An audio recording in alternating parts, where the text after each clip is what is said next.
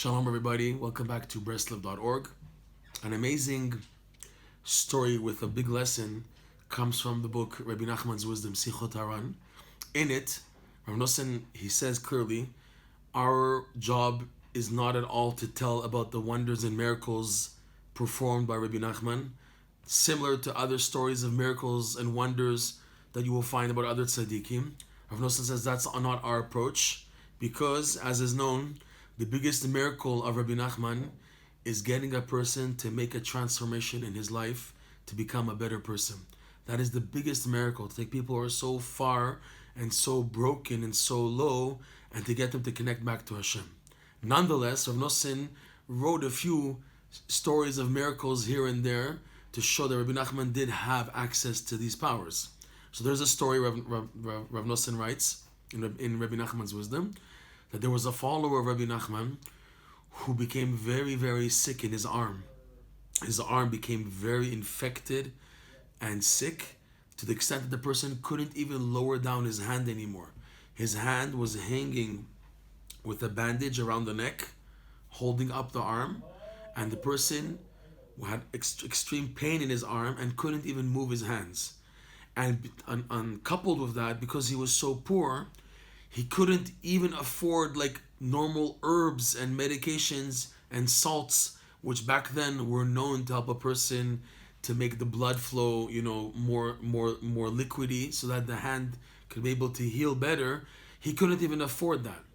And once this man came sick with the arm and everything, and the other followers of Rabbi Nachman were like woeing over the poor man's situation, that look at his situation, nothing can be done to help him, he doesn't have money, and money can't be amassed to help him to get the proper healing foods or medicines or tipulim or treatments. So it was on a Shabbat that this man with the arm and the sling holding up his arm was by Shabbat for Rabbi Nachman, and he was sitting at Rabbi Nachman's Shabbos table in the morning, the day meal. And it came up again, the topic of the man, such a big Rahman, there's a big compassion for him.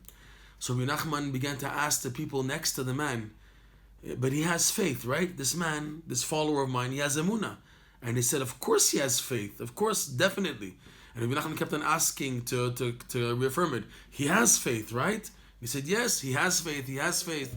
So then all of a sudden, Rabbi Nachman ordered them, take the sling off of his neck. And people were shocked because it was something totally unexpected to say that.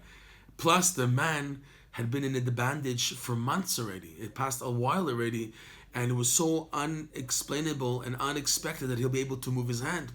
But Tzaddik goes there. Rabbi Nachman requested this to be done. They took off the sling, and the man was able, for the first time in months, to be able to lower and move his hand. And afterwards, they said it was an open miracle, because everyone saw clearly this man couldn't move his hand. It wasn't like a prank. It was all going on for weeks and weeks and weeks, over a month, even to 2 months, for several months, and he couldn't move his hand. All of a sudden, he was able to move his hand. It was an open miracle. And Rav Nosson writes that afterwards, he came in to see Rabbi Nachman after or on that Shabbat or after that Shabbat, and Rabbi Nachman was complaining how he was very sick, he didn't feel well, and he attributed it to doing an open miracle. He told Rav Nosson that whenever he does something like this, he has to pay the price afterwards. He gets sick. And because of that, he davens to Hashem that people should forget about these type of miracles. And in fact, there's a Breslov oral tradition that what happened afterwards is that rumors spread by the people who were opposed to Rabbi Nachman that it was a whole prank and it was all cover up and the man had just faked it for so long. And when Rabbi Nachman heard about the false reports and accusations, whatever, he was very happy.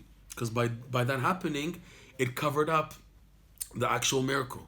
And he said, Rabbi Nachman, that he always wishes that miracles should be covered up. And he even davened to Hashem that they should be forgotten, the miracles that he did. Because it's understood from the Breslov teachings that Rabbi Nachman had an option, or to do actual physical miracles, which will boost people's faith and their awareness of the greatness of tzaddikim, but they won't so much make a change in their life to become better people. Whereas Rabbi Nachman threw that aside, and for him the bigger accomplishment would be to have people make an inner miracle and transform and change themselves through the teachings and guidelines of a tzaddik. And Rabbi Nachman indicated that he couldn't do both. He couldn't also do open physical miracles and also teach Torah teachings that would wake up people to do tshuva and to come back, because if that would be the case, there would be no room for free will anymore. Because it would be from all corners, he'd be able to help people, so there would be no room for free will. In order for there to be free will and an option of choosing between right and wrong, Rabbi Nachman indicated that he was forbidden to do open miracles. The rare instances like this, there were miracles, but in the main, Rabbi Nachman, he did not do open miracles.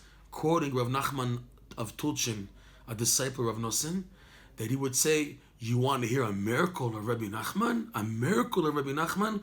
I am Rabbi Nachman's miracle. Take somebody so far as myself and to bring me to serve Hashem, this is the greatest miracle of Rabbi Nachman that exists.